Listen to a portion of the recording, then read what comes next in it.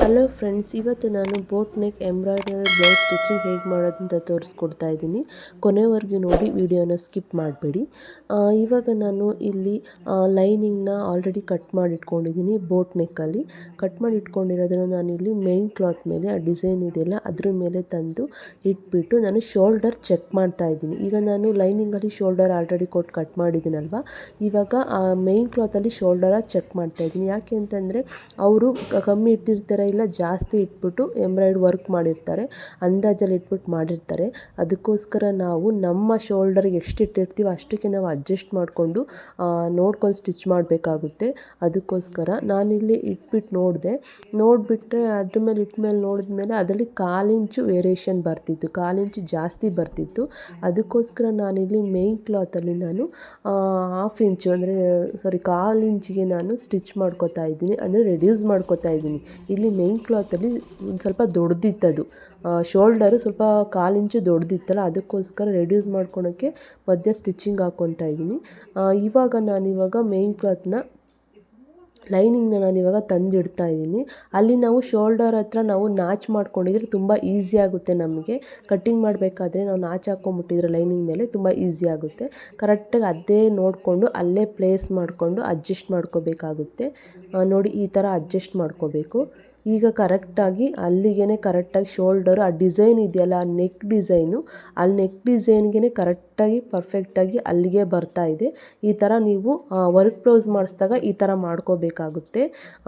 ಈ ಥರ ಏನಕ್ಕಂತಂದರೆ ಅವರು ತುಂಬ ಈಗ ಬೇರೆ ಡೀಪ್ ನೆಕ್ ಆದರೂ 5.5, 6 ಈ ಥರ ಜಾಸ್ತಿ ಇಟ್ಟಿರ್ತಾರೆ, ಅಂದಾಜು ಮೇಲೆ ಇಟ್ಟಿರ್ತಾರೆ. ಅದನ್ನು ನಾವು ಕಟ್ಟಿಂಗ್ ಮಾಡಬೇಕಾದ್ರೆ ನಮ್ಮ ಶೋಲ್ಡರಿಗೆ ಅಡ್ಜಸ್ಟ್ ಮಾಡ್ಕೋಬೇಕಾಗುತ್ತೆ. ಕಡಿಮೆ ಇದ್ದಾಗ ಜಾಸ್ತಿ, ಜಾಸ್ತಿ ಇದ್ದಾಗ ಕಡಿಮೆ, ಈ ಥರ ಮಾಡ್ಕೋಬೇಕು. ಈಗ ಅದನ್ನೆಲ್ಲ ಕರೆಕ್ಟ್ ಸೇಫ್ಟಿ ಪಿನ್ನಿಂದ ನಾನು ಸೆಕ್ಯೂರ್ ಮಾಡ್ಕೋತಾ ಇದ್ದೀನಿ. ಯಾಕಂದರೆ ಇಲ್ಲಿ ಸ್ಟಿಚಿಂಗ್ ಮಾಡ್ತೀವಲ್ಲ, ಆ ಕಡೆ ಈ ಕಡೆ ಬಟ್ಟೆ ಹೋಗಬಾರ್ದಂತ.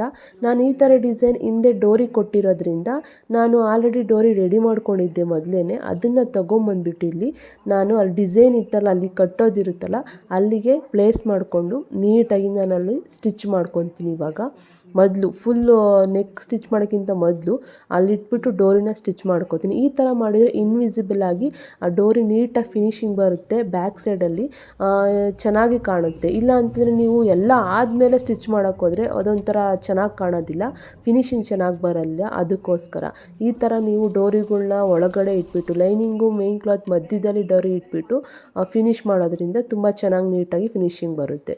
ಈ ಥರ ಸ್ಟಿಚಿಂಗ್ 2 ಕಡೆ ಆದಮೇಲೆ ಡೋರಿಗಳು ಈಗ ಉಲ್ಟಾ ತಿರುಗಿಸ್ಬೇಕು.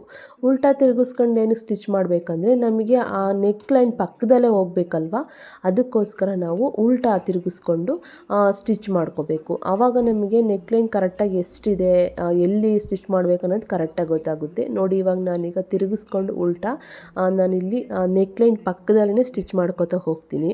ನೀವು ಅಷ್ಟೇ, ನೀವು ಮೇನ್ ಕ್ಲಾತ್ ಮೇಲೆ ಫೇಸ್ ಟು ಫೇಸ್ ಲೈನಿಂಗ್ ಇಡಬೇಕು, ಉಲ್ಟಾ ಸ್ಟಿಚ್ ಮಾಡ್ಕೋತಾ ಬರಬೇಕು. ಯಾವುದೇ ವರ್ಕ್ ಬ್ಲೌಸು, ಎಂಬ್ರಾಯ್ಡ್ರಿ ಬ್ಲೌಸ್ ಏನೇ ಇದ್ರೂ ಈ ಥರ ನೀವು ಮಾಡಿದ್ರೆ ಈಸಿ ಆಗುತ್ತೆ. ನೀವು ಅದ್ರ ಮೇಲೆ ಲೈನಿಂಗ್ ಮೇಲೆ ಸ್ಟಿಚ್ ಮಾಡೋಕ್ಕೋದ್ರೆ ಕಾಣೋದಿಲ್ಲ. ಈ ಥರ ಅದ್ರ ಮೇಲೆ ಪ್ಲೇಸ್ ಮಾಡ್ಕೊಂಡು ಉಲ್ಟಾ ಮಾಡಿಕೊಂಡು ಸ್ಟಿಚ್ ಮಾಡ್ಕೋತಾ ಬಂದರೆ ನೀಟಾಗಿ ಅದ್ರ ಪಕ್ಕದಲ್ಲೇ ಸ್ಟಿಚ್ ಮಾಡ್ಬೋದು. ಈ ಥರ ಎಲ್ಲ ಇದ್ದಾಗ ಸಿಂಗಲ್ ಫುಟ್ ಯೂಸ್ ಮಾಡ್ಬೋದು. ನಾನಿಲ್ಲಿ ಡಬಲ್ ಫುಟಲ್ಲೇ ನಾನು ಸ್ಟಿಚ್ ಮಾಡ್ತಾಯಿದ್ದೀನಿ. ಇಲ್ಲಿ ಕಾರ್ನರ್ ಎಲ್ಲ ಬರ್ತಾ ಇದ್ದಂಗೆ ನೀಟಾಗಿ ಸ್ಲೋ ಆಗಿ ನೋಡಿಕೊಂಡು ಸ್ಟಿಚ್ ಮಾಡ್ಕೋಬೇಕು. ಕಾರ್ನರ್ ಎಲ್ಲ ಬರ್ತಿದ್ದಂಗೆ ಆ ಡೋರಿನೂ ನೋಡ್ಕೋಬೇಕು ನೀವು, ಅಲ್ಲಿ ಸಿಗಾಕೊಂಡಿರೋ ಥರನೇ ಇರುತ್ತೆ, ಅದನ್ನು ನೋಡಿಕೊಂಡು ಸ್ಟಿಚ್ ಮಾಡ್ಕೋಬೇಕು. ಕ್ಲೀನಾಗಿ ಅದ್ರ ಪಕ್ಕದಲ್ಲೇ ಆ ಎಂಬ್ರಾಯ್ಡ್ರಿ ನೆಕ್ ಇದೆಯಲ್ಲ, ಅದ್ರ ಪಕ್ಕದಲ್ಲೇ ನೀಟಾಗಿ ಸ್ಟಿಚ್ ಮಾಡ್ಕೊತಾ ಬನ್ನಿ. ಈ ಥರ ವರ್ಕ್ ಬ್ಲೌಸಿಗೆ ಇಲ್ಲ ಎಂಬ್ರಾಯ್ಡ್ರಿ ಬ್ಲೌಸ್ಗೆಲ್ಲ ಈ ಥರನೇ ಮಾಡೋದು. ಯಾಕೆಂದರೆ ತುಂಬ ಈಸಿ ಆಗುತ್ತೆ. ಮೇಯ್ನ್ ಕ್ಲಾತ್ ಮೇಲೆ ಇಟ್ಬಿಟ್ಟು ಲೈನಿಂಗ್ನ ಒಂದು ಸೆಕ್ಯೂರ್ ಪಿನ್ ಹಾಕೊಂಡು ಉಲ್ಟಾ ತಿರುಗಿಸ್ಬಿಟ್ಟು ಸ್ಟಿಚ್ ಮಾಡ್ಕೊಳ್ಳಿ. ಆವಾಗ ನೀಟಾಗಿ ಅದ್ರ ಪಕ್ಕನೇ ನೀವು ಸ್ಟಿಚ್ ಬೀಳುತ್ತೆ ಈ ಥರ ಇದ್ದಾಗ.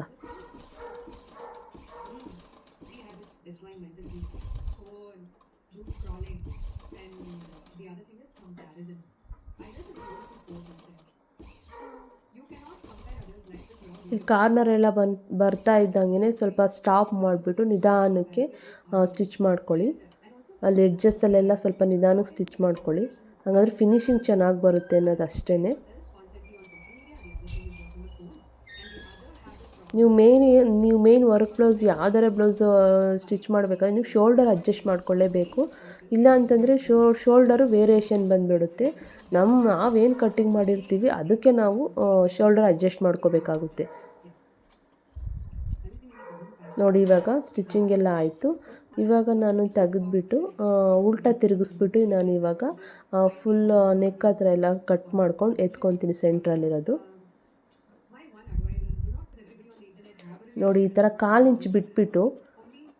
ಇಂಚ್ ಬಿಟ್ಬಿಟ್ಟು ನೀವು ಕಟ್ ಮಾಡ್ಕೊತಾ ಹೋಗಬೇಕು.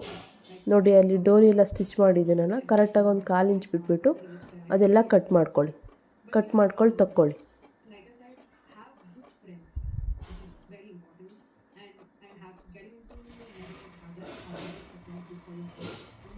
ಕಟ್ ಮಾಡ್ಬೇಕಾದ್ರೆ ನೋಡಿ 1-2 ಸಲ ಯೋಚನೆ ಮಾಡಿ ಕಟ್ ಮಾಡಿ. ಅಂದರೆ ನೀವು ಉಲ್ಟಾ ಸ್ಟಿಚ್ ಮಾಡಿದಿರೋ ಸೀದಾ ಸ್ಟಿಚ್ ಮಾಡಿದಿರೋ ಬಿಗಿನರ್ಸ್ ಆದರೆ ಸ್ವಲ್ಪ ಕನ್ಫ್ಯೂಷನ್ ಇರುತ್ತೆ. ಅದಕ್ಕೋಸ್ಕರ 1-2 ನಿಮಿಷ ನೋಡಿ ಆಮೇಲೆ ಕಟ್ ಮಾಡಿ. ಯಾಕಂತಂದರೆ ಕಟ್ ಮಾಡಿದ್ಮೇಲೆ ಮತ್ತೇನು ಮಾಡೋದಕ್ಕಾಗಲ್ಲ. ಅದಕ್ಕಿಂತ ಮುಂಚೆನೇ ನೋಡಿಕೊಂಡು ಯೋಚನೆ ಮಾಡಿ ಕಟ್ ಮಾಡಿಬಿಡಿ. ಕಟ್ ಮಾಡಿ ಎಲ್ಲ ಆದಮೇಲೆ ಸುತ್ತ ನಾಚು ಹಾಕಬೇಕು. ನೋಡಿ ಇಲ್ಲಿ ಮಧ್ಯದಲ್ಲಿ ಇಲ್ಲಿ ಸೆಂಟ್ರಲ್ ಡಿಸೈನ್ ಇತ್ತಲ್ಲ, ಇದು ಟ್ಯಾಸಲ್ಸಿಗೆ ಕೊಟ್ಟಿರೋದು. ಈ ಟ್ಯಾಸಲ್ಸ್ ಮಾಡಬೇಕು. ನಾನು ಇನ್ನೊಂದು ವಿಡಿಯೋದಲ್ಲಿ ಈ ಥರ ಇದ್ದಾಗ ಟ್ಯಾಸಲ್ಸ್ ಯಾವ ಥರ ಮಾಡೋದು ಅಂತ ತೋರಿಸ್ಕೊಡ್ತೀನಿ. ಈಗೆಲ್ಲ ನಾಚು ಹಾಕ್ಕೊಳ್ಳಿ. ಆ ಟ್ಯಾಸಲ್ಸ್ನ ಹೇಳಿದ್ನಲ್ಲ, ಆ ಟ್ಯಾಸಲ್ಸ್ನ ಬಿಸಾಕೋಕ್ಕೆ ಹೋಗಬೇಡಿ. ಆಮೇಲೆ ಬಿಗಿನರ್ಸ್ ಆದರೆ ಬಿಸಾಕ್ಬಿಡ್ತಾರೆ ಏನು ಅಂತ. ಅದು ಟ್ಯಾಸಲ್ಸಿಗೆ ಕೊಟ್ಟಿರೋದು.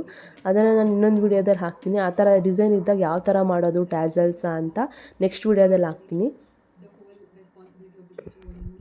ನೀವು ಇದ್ರದ್ದು ಕಂಪ್ಲೀಟ್ ಕಟ್ಟಿಂಗ್ ವಿಡಿಯೋನು ಬೇಕು ಅಂತಂದರೆ ನನಗೆ ಕಮೆಂಟ್ ಮಾಡಿ. ನಾನು ನೆಕ್ಸ್ಟ್ ವಿಡಿಯೋದಲ್ಲಿ ಈ ಥರ ಬೋಟ್ ನೆಕ್ಕು ಕಟ್ಟಿಂಗ್ ವಿಡಿಯೋನು ಹಾಕ್ತೀನಿ. ನೋಡಿ ಇವಾಗ ನಾನು ನಾಚೆಲ್ಲ ಹಾಕಿದ್ಮೇಲೆ ನಾನಿಲ್ಲಿ ಡೋರಿ ಕೊಟ್ಟಿದ್ದೀನಲ್ಲ, ಆ ಡೋರಿ ಇಟ್ಕೊಂಬಿಟ್ಟು ಎಳೆದ್ರೇ ಅದು ನೀಟಾಗಿ ಬಂದುಬಿಡುತ್ತೆ ಫಿನಿಶಿಂಗು. ಆ ಡೋರಿ ಈ ಕಡೆಯೂ ಡೋರಿ ತಗೊಂಡು ಎಳೆದ್ಬಿಟ್ರೆ ನೀಟಾಗಿ ಫಿನಿಶಿಂಗು ನೀಟಾಗಿ ಹಂಗೆ ಬಂದುಬಿಡುತ್ತೆ. ನೀಟಾಗಿ ನಾವೇನು ಇದು ಮಾಡೋದು ಅವಶ್ಯಕತೆ ಇರಲ್ಲ. ಇವಾಗ ಅದನ್ನೆಲ್ಲ ಲೈನಿಂಗ್ ಎಲ್ಲ ಉಲ್ಟಾ ತಿರುಗಿಸ್ಬಿಟ್ಟು ಒಂದು ಟಾಪ್ ಸ್ಟಿಚ್ ಬಿಟ್ಕೋಬೋದು. ಟಾಪ್ ಸ್ಟಿಚ್ ಬಿಟ್ಟರೆ ಏನಾಗುತ್ತೆ, ಅದು ಆ ಕಡೆ ಈ ಕಡೆ ಲೈನಿಂಗು ಔಟ್ಸೈಡ್ ಬರೋದಿಲ್ಲ. ಎಲ್ಲ ತಿರುಗಿಸ್ಬಿಟ್ಟು ನೀಟಾಗೆಲ್ಲ ತಿರುಗಿಸ್ಬಿಟ್ಟು ಒಂದು ಸ್ಟಿಚ್ ಹಾಕ್ಕೊಳ್ಳಿ ಮೇಲ್ಗಡೆ, ಟಾಪ್ ಸ್ಟಿಚ್ಚು. ನೋಡಿ ಡೋರಿ ಎಲ್ಲ ಕಟ್ಕೊಳ್ಳಿ. ಫೈನಲಾಗಿ ಈ ಥರ ಫಿನಿಶಿಂಗ್ ಬರುತ್ತೆ.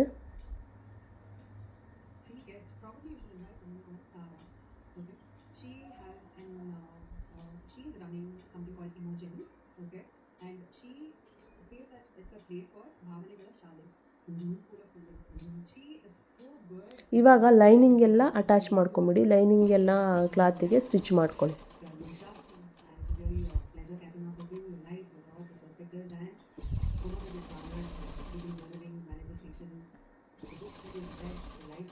ತುಂಬ ಈಸಿ ಇದೆ, ಕಷ್ಟ ಏನಿಲ್ಲ. ಈ ಥರ ಬೋಟ್ನಾಗ ಈ ಥರ ಡಿಸೈನ್ಸ್ ಎಲ್ಲ ಇದ್ದಾಗ ಕಟ್ ಮಾಡಿ ಸ್ಟಿಚ್ ಮಾಡೋದು ತುಂಬ ಈಸಿನೇ, ಕಷ್ಟ ಏನಿಲ್ಲ.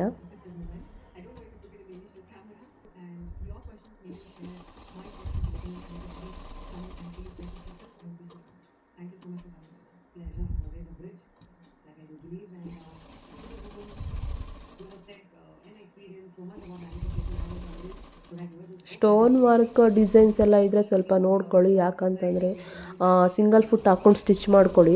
ಅದು ಯಾಕಂದರೆ ಅದು ಸ್ಟೋನ್ ಮೇಲೆಲ್ಲ ಕುತ್ಕೊಂಡ್ಬಿಟ್ಟು ಸ್ಟೋನ್ ಎಲ್ಲ ಒಡೆದೋಗ್ಬಿಡುತ್ತೆ. ಆಮೇಲೆ ಸೂಜಿ ಇರುತ್ತಲ್ಲ, ಸೂಜಿ ಎಲ್ಲ ಬೆಂಡಾಗಿ ಕಟ್ಟಾಗ್ಬಿಡುತ್ತೆ. ಅದಕ್ಕೋಸ್ಕರ ನೋಡಿಕೊಂಡು ಸಿಂಗಲ್ ಫುಟ್ ಹಾಕ್ಕೊಂಡೇ ಮಾಡ್ಕೋಬೇಕು. ಸ್ಟೋನ್ ಎಂಬ್ರಾಯ್ಡ್ರಿ ಏನಾದ್ರು ಇದ್ದರೆ ಸಿಂಗಲ್ ಫುಟ್ ಹಾಕ್ಕೊಂಬಿಡಿ. ಈ ಥರ ಮಾಮೂಲಿ ಎಂಬ್ರಾಯ್ಡ್ರಿ ಡಿಸೈನ್ಸ್ ಎಲ್ಲ ಇದ್ದರೆ ಡಬಲ್ ಫುಟಲ್ಲೇ ಸ್ಟಿಚ್ ಮಾಡ್ಬೋದು, ಏನು ಪ್ರಾಬ್ಲಮ್ ಆಗೋಲ್ಲ. ಎಲ್ಲ ಫಿನಿಶ್ ಮಾಡ್ಕೊಂಬಿಟ್ಟು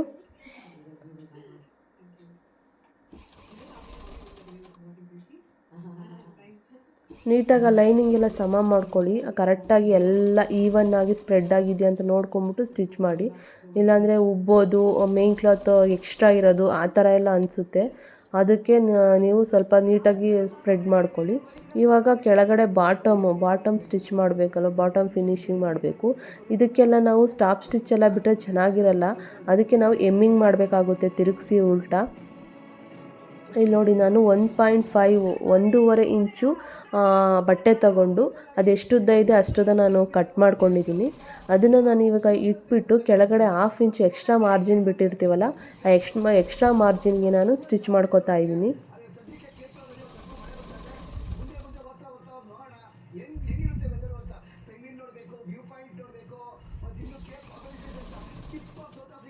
ನೋಡಿಕೊಂಡು ಈಕ್ವಲ್ ಆಗಿದೆಯಾ ಅಂತ ನೋಡ್ಕೊಂಬಿಟ್ಟು ಸ್ಟಿಚ್ ಮಾಡಬೇಕು. ನೀವು 1/2 ಇಂಚ್ ಎಕ್ಸ್ಟ್ರಾ ಇಲ್ಲ ಜಾಸ್ತಿ ಬಿಟ್ರೂ ಕೆಳಗಡೆ ಪ್ರಾಬ್ಲಮ್ ಆಗುತ್ತೆ. ಫೈನಲ್ ಸ್ಟಿಚ್ ಮಾಡಬೇಕಾದ್ರೂ ಲಾಸ್ಟಿಗೆ ಎಡ್ಜ್ ಸ್ಟಿಚ್ ಮಾಡಬೇಕಾದ್ರೂ ಪ್ರಾಬ್ಲಮ್ ಆಗುತ್ತೆ. ಇವಾಗ ಆ ಥರ ಸ್ಟಿಚ್ ಆದಮೇಲೆ ಈ ಥರ ತಿರುಗಿಸ್ಬಿಟ್ಟು ಅದ್ರ ಮೇಲ್ಗಡೆ ಒಂದು ಕಿನಾರೆ ಬಿಟ್ಕೊಳ್ಳಿ. 1/2 ಇಂಚಿಗೆ ಮಾರ್ಜಿನ್ ಬಿಟ್ಟಿದ್ರೆ ನೀವು 1/2 ಇಂಚಿಗೆ ಸ್ಟಿಚ್ ಮಾಡಿ. ಏಕೆಂದರೆ ಜಾಸ್ತಿ ಎಲ್ಲ ಆಯ್ತು ಅಂತಂದರೆ ಇವಾಗ ಸೈಡ್ ಸ್ಟಿಚ್ ಎಲ್ಲ ಆದಮೇಲೆ ಸೈಡ್ ಫಿನಿಶಿಂಗ್ ಸ್ಟಿಚ್ ಮಾಡಬೇಕಾದ್ರೆ ವೇರಿಯೇಷನ್ ಬಂದ್ಬಿಡುತ್ತೆ, ಮೇಲೆ ಕೆಳಗೆ ಆಗಿಬಿಡುತ್ತೆ. ಅದಕ್ಕೆ ಸರಿಯಾಗೋದಿಲ್ಲ. ಅದಕ್ಕೋಸ್ಕರ ಎಷ್ಟು ಬಿಟ್ಟಿರ್ತೀರ ಆ ಮಾರ್ಜಿನು ಅಷ್ಟಕ್ಕೆ ಸ್ಟಿಚ್ ಮಾಡ್ಕೊಳ್ಳಿ.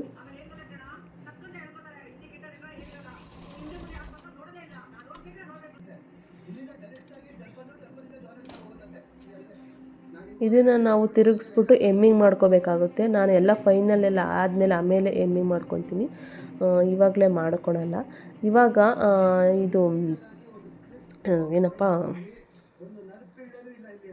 ಈ ಟಕ್ಕಿಗೆ ಬಿಟ್ಟಿರ್ತೀವಲ್ಲ ಜಾಗ, ಆ ಟಕ್ಕಿಗೆ ಬಿಟ್ಟಿರೋದನ್ನು ನಾನು ಮಾರ್ಕ್ ಮಾಡ್ಕೋತಾ ಇದ್ದೀನಿ. ಸೆಂಟ್ರ್ ಪಾಯಿಂಟ್ ಅಲ್ಲಿ 2.5 ಎಕ್ಸ್ಟ್ರಾ ಮಾರ್ಜಿನ್ ಇತ್ತಲ್ಲ, ಅಲ್ಲಿಂದ ಸೆಂಟ್ರ್ ಪಾಯಿಂಟ್ ತೊಗೊಂಬಿಟ್ಟು ಮಾರ್ಕ್ ಮಾಡಿಕೊಂಡು ಅಲ್ಲಿಂದ 4.5 ಇಂಚು ಮಾರ್ಕ್ ಮಾಡ್ಕೊತೀನಿ. ಎರಡಕ್ಕೂ ಮಾರ್ಕ್ ಮಾಡಿಕೊಂಡು 4.5 ಇಂಚ್ ಮಾರ್ಕ್ ಮಾಡ್ಕೊತೀನಿ. 4 ಇಂಚು ಸ್ಟ್ಯಾಂಡರ್ಡು ಟಕ್ಕಿಗೆ. 4.5 ಏನಕ್ಕೆ ಅಂದರೆ ಅಲ್ಲಿ 1/2 ಇಂಚು ಫೋಲ್ಡಿಂಗಲ್ಲಿ ಹೋಗುತ್ತಲ್ಲ ಕೆಳಗಡೆ, ಅದಕ್ಕೋಸ್ಕರ 4.5 ಟೋಟಲಾಗಿ ತೊಗೊಂಡೆ. ಇವಾಗ 1/2 ಇಂಚು ಅಂದರೆ 4.5ಗೆ ಕೆಳಗಡೆ 1/2 ಇಂಚು, ಆ ಕಡೆ ಈ ಕಡೆ 1/2 ಇಂಚು ಮಾರ್ಕ್ ಮಾಡ್ಕೋಬೇಕು. ಏನಕ್ಕೆ ಅಂತಂದರೆ ನಾವು 1 ಇಂಚ್ ಬಿಟ್ಟಿರ್ತೀವಲ್ವ, 1 ಇಂಚ್ ಏನಕ್ಕೆ ಅಂತಂದರೆ 1/2 ಇಂಚು ಆ ಕಡೆ ಈ ಕಡೆ 1/2 ಇಂಚ್ ಹೋಗುತ್ತೆ. ಅದಕ್ಕೋಸ್ಕರ ಕರೆಕ್ಟಾಗಿ 1 ಇಂಚ್ ಕವರ್ ಆಗಿಬಿಡುತ್ತೆ. ಅದಕ್ಕೋಸ್ಕರ 1 ಇಂಚ್ 1/2 ಇಂಚ್ ಆ ಕಡೆ ಈ ಕಡೆ ಕೊಟ್ಟು ಮಾರ್ಕ್ ಮಾಡ್ಕೊಂಬಿಟ್ಟು ಈ ಸೈಡು ನಾನು ಹಾಗೆ ಮಾರ್ಕ್ ಮಾಡ್ಕೋತಾ ಇದ್ದೀನಿ.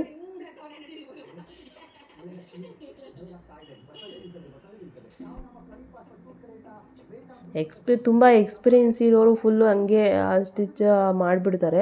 ಅಂದರೆ ಬಿಗಿನರ್ಸಿಗೆ ಹೆಲ್ಪ್ ಆಗಲಿ ಅಂತ ನಾನು ಈ ಥರ ಮಾರ್ಕ್ ಮಾಡಿಕೊಂಡು ಇದು ಮಾಡ್ತಿದ್ದೀನಿ. ಈ ಥರ ಮಾರ್ಕ್ ಮಾಡಿಕೊಂಡು ಸ್ಟಿಚ್ ಮಾಡೋದ್ರಿಂದ ಪರ್ಫೆಕ್ಟಾಗಿ ಬರುತ್ತೆ ಫಿಟ್ಟಿಂಗ್ ಅನ್ನೋದು. ಎಲ್ಲೂ ವೇರಿಯೇಷನ್ ಆಗೋಲ್ಲ, ಒಂದು 1/4 ಇಂಚೂ ವೇರಿಯೇಷನ್ ಆಗೋಲ್ಲ. ಎಷ್ಟು ಬಿಟ್ಟಿರ್ತೀವಿ ಅಷ್ಟೇ ಸ್ಟಿಚ್ ಆಗಿರುತ್ತೆ.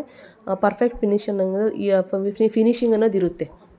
ಅದಕ್ಕೋಸ್ಕರ ಈ ಥರ ಮಾರ್ಕ್ ಮಾಡಿಕೊಂಡೇ ಸ್ಟಿಚ್ ಮಾಡ್ಕೊಳ್ಳಿ.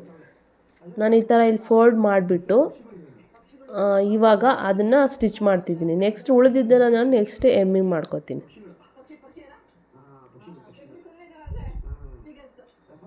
ನೋಡಿ ಈ ಥರ ಸ್ಟಾರ್ಟಿಂಗಲ್ಲಿ ಒಂದು ರಫ್ ಹೊಡೆದ್ಬಿಟ್ಟು ಲಾಕ್ ಹಾಕ್ಬಿಟ್ಟು ನೆಕ್ಸ್ಟ್ ಸ್ಟಿಚ್ ಮಾಡ್ಕೋಬೇಕು. ಸ್ಟಾರ್ಟಿಂಗಲ್ಲಿ ಮತ್ತು ಎಂಡಲ್ಲಿ ಎರಡನ್ನೂ ರಫ್ ಹೊಡಿಬೇಕು, ಇಲ್ಲಾಂದರೆ ಹೊಲಿಗೆಗಳು ಬಿಚ್ಚೋಗ್ಬಿಡ್ತವೆ.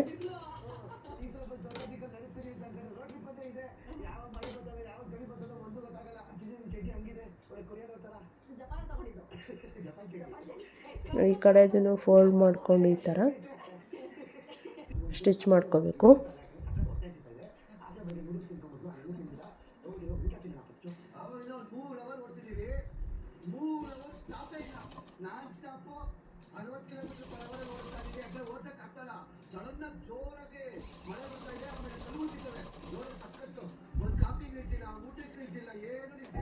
ನೋಡಿ ಈ ಸ್ಟಿಚ್ಚಿಂಗ್ ವಿಡಿಯೋದು ನಿಮಗೆ ಕಟ್ಟಿಂಗ್ ವಿಡಿಯೋನು ಬೇಕು ಅಂತಂದರೆ ಈ ಬೋಟ್ ನೆಕ್ ವರ್ಕ್ ಬ್ಲೌಸ್ದು ಕಟ್ಟಿಂಗ್ ವಿಡಿಯೋನು ಬೇಕಂತಂದರೆ ನನಗೆ ಕಮೆಂಟ್ ಸೆಕ್ಷನಲ್ಲಿ ಕಮೆಂಟ್ ಮಾಡಿ. ನೆಕ್ಸ್ಟ್ ವಿಡಿಯೋದಲ್ಲಿ ನಾನು ಅಪ್ಲೋಡ್ ಮಾಡ್ತೀನಿ. Thank you so much watching my video.